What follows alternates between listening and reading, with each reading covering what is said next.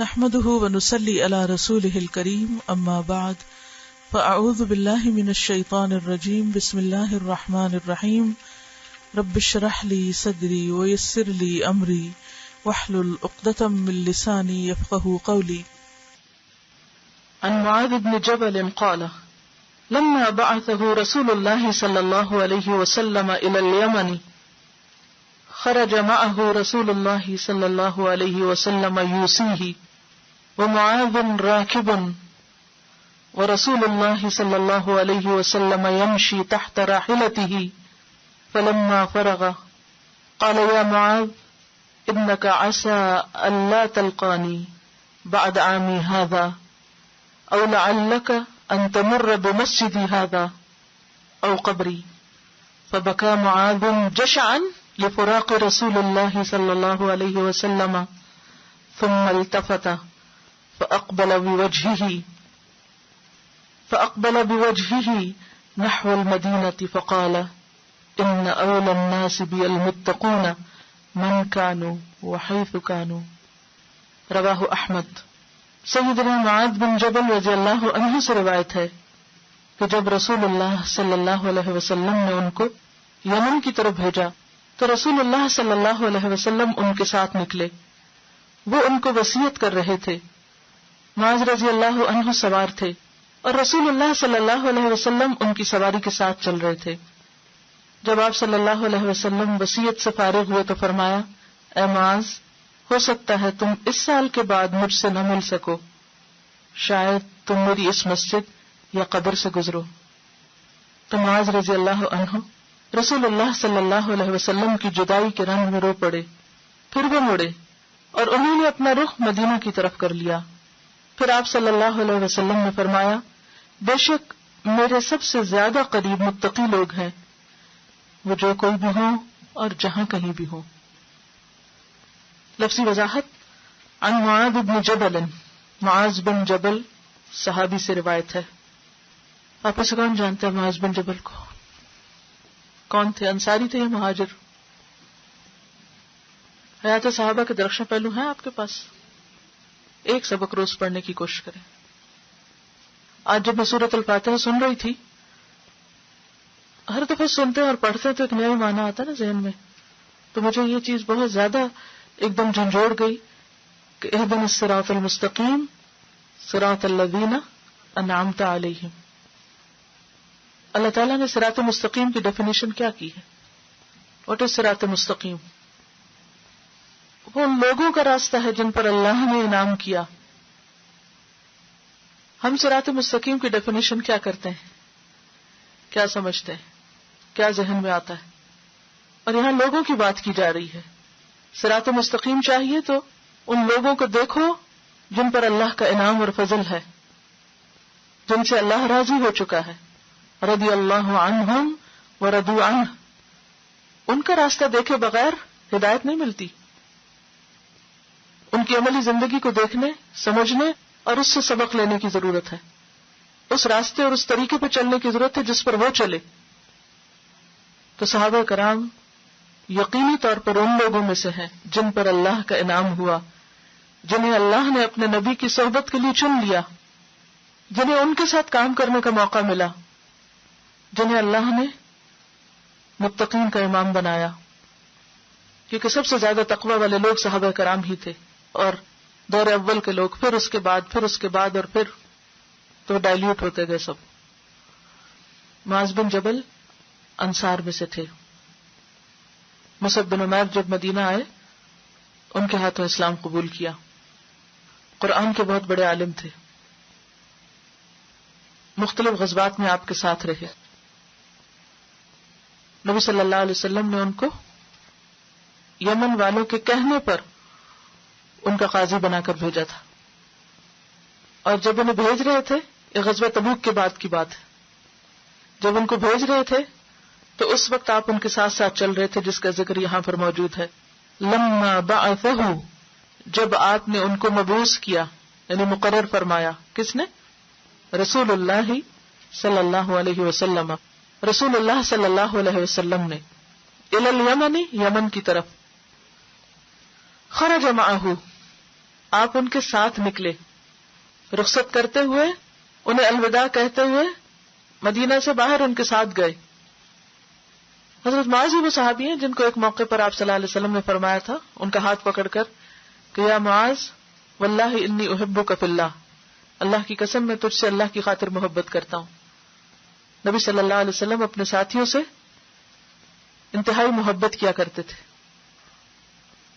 اور پھر اس وقت انہیں وہ دعا سکھائی تھی کہ تم ہر نماز کے بعد یہ دعا کرنا نہ بھولنا۔ کون سی دعا تھی؟ رب اعنی علی ذکرک و شکرک و حسن عبادتک۔ سکھانے کا کتنا خوبصورت انداز ہے، کتنا پیارا انداز، بھلا کیسے بھولیں گے معاذ اس دعا کو۔ پھر خرج معه رسول اللہ صلی اللہ علیہ وسلم یوصیہ، آپ معاذ کے ساتھ نکلے، رسول اللہ صلی اللہ علیہ وسلم یوصیہ، آپ ان کو وصیت کر رہے تھے۔ ومعاذ راکب، اور معاذ سوار تھے، سواری پر تھے۔ ورسول اللہ صلی اللہ علیہ وسلم، اور رسول اللہ صلی اللہ علیہ وسلم یمشی، چل رہے تھے، تحت راحلتہ، ان کی سواری کے نیچے، یعنی آپ پیدل تھے، راحلہ رحل سے، رحلت کا لفظ بھی اسی سے ہے، آپ ساتھ ساتھ چل رہے تھے۔ فلما فرغ، پھر جب آپ فارغ ہوئے، کس سے؟ وصیت کرنے سے۔ قال، فرمایا، یا معاذ، اے معاذ، انکا، بے شک تو، عسا، امید ہے، ہو سکتا ہے، اللہ کہ نہ تلقانی، تو ملاقات کرے مجھ سے، بعد عامی ھذا، میرے اس سال کے بعد۔ ایسا لگتا ہے کہ اس سال کے بعد تم مجھ سے نہیں مل سکو گے، یعنی یہ میری اور تمہاری آخری ملاقات ہے۔ او یا لعلک، شاید کہ تم، ان یہ کہ تمرہ، تم گزرو، بمسجدی ھذا، میری اس مسجد کے پاس سے، یعنی اب تم آؤ گے تو میری مسجد کو دیکھو گے، مجھے نہیں دیکھو گے۔ او قبری، میری قبر کے پاس سے۔ فبکا معاذ، معاذ رو پڑے، جشعن، فراق میں، شدت میں، رسول اللہ صلی اللہ علیہ وسلم کی، یعنی شدید ترین تکلیف میں رو پڑے۔ ثم التفت، پھر متوجہ ہوئے، مڑے، فاقبل بوجہہ، پھر انہوں نے توجہ کی، بوجہہ، اپنے چہرے کے ساتھ، نحو المدینتی، مدینہ کی طرف، مدینہ کی طرف واپس پلٹ گئے۔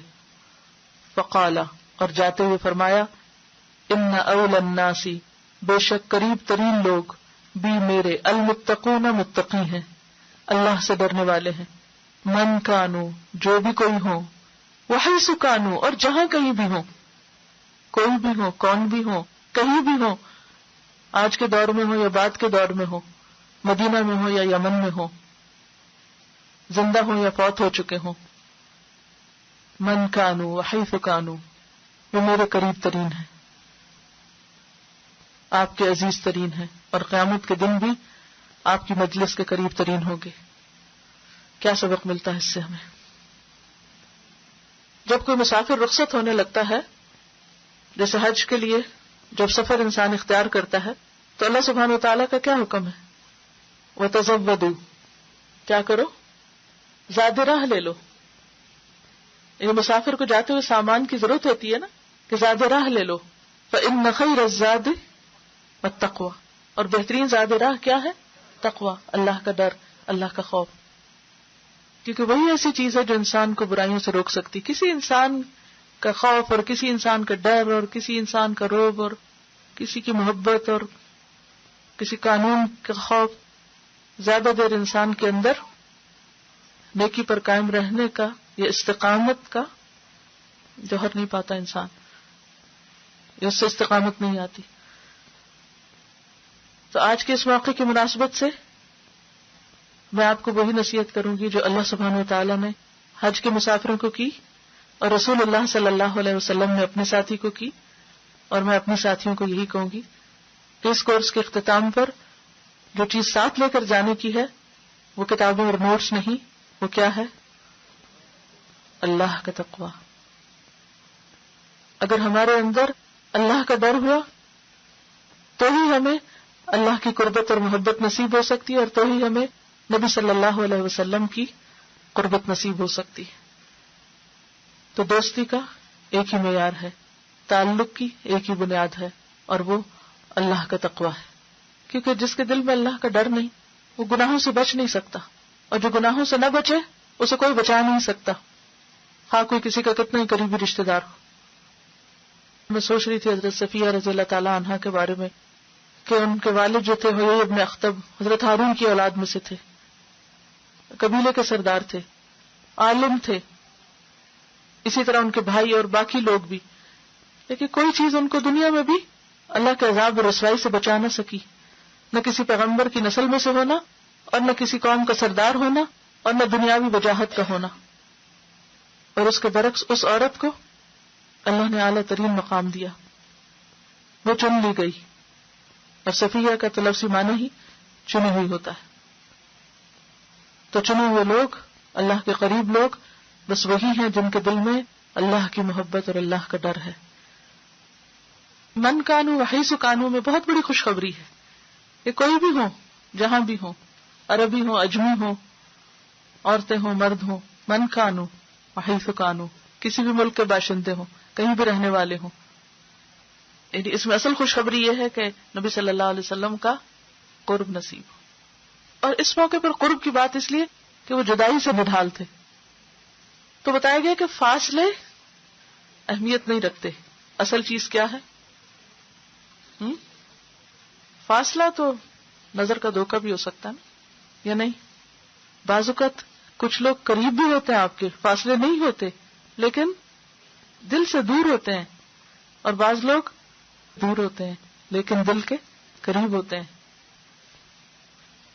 عن انس قال جاء رجل الى رسول الله صلى الله عليه وسلم فقال يا رسول الله اني اريد سفرا فزودني قال زودك الله التقوى قال زدني قال وغفر ذنبك قال زدني بأبي أنت وأمي قال ويسر لك الخير حيث ما كنت رواہ الترمذی کتاب الدعوات۔ سیدنا انس رضی اللہ عنہ سے روایت ہے کہ ایک آدمی نبی کریم صلی اللہ علیہ وسلم کی خدمت میں حاضر ہوا اور عرض کیا، یا رسول اللہ صلی اللہ علیہ وسلم، میرا سفر کرنے کا ارادہ ہے، میں سفر پہ جا رہا ہوں، آپ مجھے زیادہ راہ عنایت فرمائیں۔ آپ صلی اللہ علیہ وسلم نے فرمایا، اللہ تجھے تقوی کے توشے سے آراستہ فرمائے۔ اس نے کہا، میرے لیے مزید دعا فرمائے۔ آپ نے فرمایا، اور تیرے گناہ معاف فرما دے۔ اس نے کہا، میرے ماں باپ آپ پہ فدا ہوں۔ کچھ اور؟ آپ نے فرمایا، تو جہاں کہیں بھی ہو اللہ تیرے لیے بھلائی کو آسان کر دے۔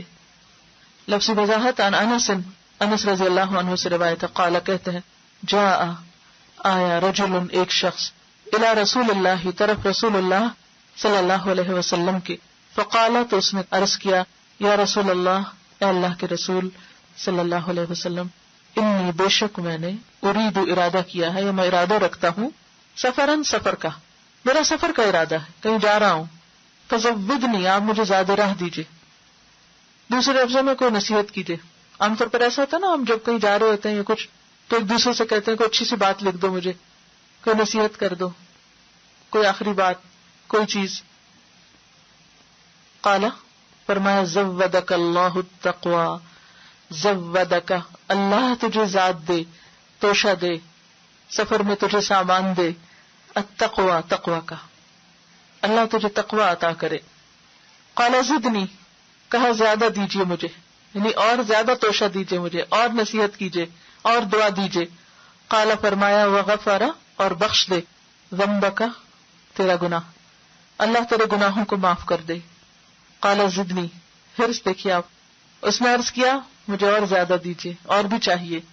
بأبی انت و امی، میرا باپ اور میری ماں آپ پہ قربان، یعنی کتنی عاجزی ہے اور کیسی حرص ہے، اور زیادہ پانے کے لیے کیسی التجا ہے اور کیسی تمنا ہے۔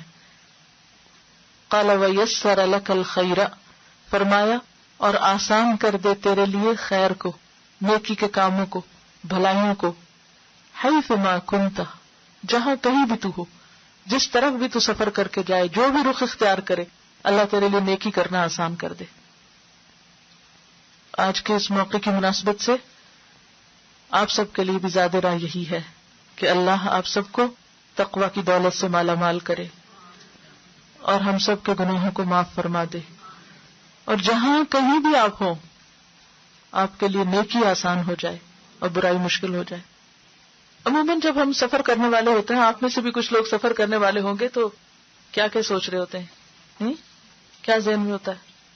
پیکنگ، شاپنگ، تحفے تحائف، یہی فکر ہوتی ہے، اور اتنی فکر ہوتی ہے اس کی، اور اتنا وقت اس میں لگتا ہے کہ فرض نمازیں سے بھی غافل ہو جاتے ہیں، آخری دم تک راتوں کو جاگ جاگ کے معلوم نہیں کیا کچھ بھرتے رہتے۔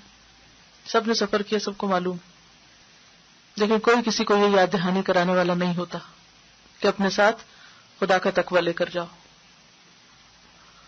اصل نظر کس پہ ہونی چاہیے کہ خیر اور نیکی اور بھلائی کے کام اور مواقع جو ہیں ان کو صحیح طور پر استعمال کیا جا سکے، کہیں بھی ہو نیکی کا موقع ملتا رہے اور وہ آسان ہو جائیں کرنی، کیونکہ خاص طور پر سفر اور نئے راستوں میں انسان کو یہ مشکل ہوتی ہے نا کہ گھر میں یا ایک خاص جگہ پر اپنی ایک روٹین بنی ہوئی تھی۔ اب نیکی کرنا کتنا آسان ہے کہ آپ آ کے بیٹھ جائیں اور پڑھیں اور پڑھائیں اور سیکھیں اور سکھائیں، اور آپ کو ہوم ورک مل جائے اور آپ اس کو لے کے بیٹھ کے کرتے رہیں، آسان ہے نا۔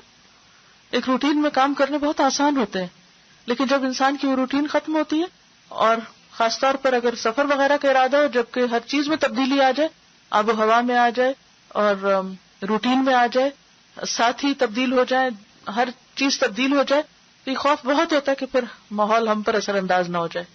تو ایسی صورت میں کس قدر بہترین دعا ہے کہ جہاں بھی تم ہو اللہ تمہارے لیے نیکی کرنے کو آسان کر دے۔ نبی صلی اللہ علیہ وسلم اور حضرت معاذ کی جدائی میں کتنا وقار ہے، اور اس جدائی کے موقع پر بھی کتنی کارآمد بات ہو رہی ہے جو 1400 سال بھی ہم سب کے لیے کس قدر فائدہ مند ہے۔ سبحانک اللہم و بحمدک نشہد ان لا الہ الا انت نستغفرک ونتوب الیک۔